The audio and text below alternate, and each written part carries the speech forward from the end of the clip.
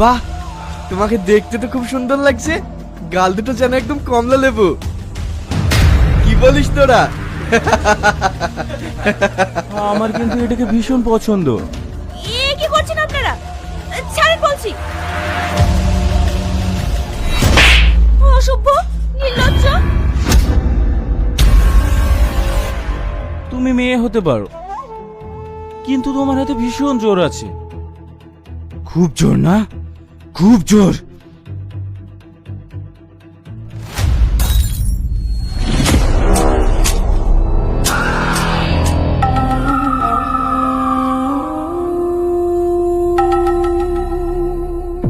তোর এত বড় সাহস!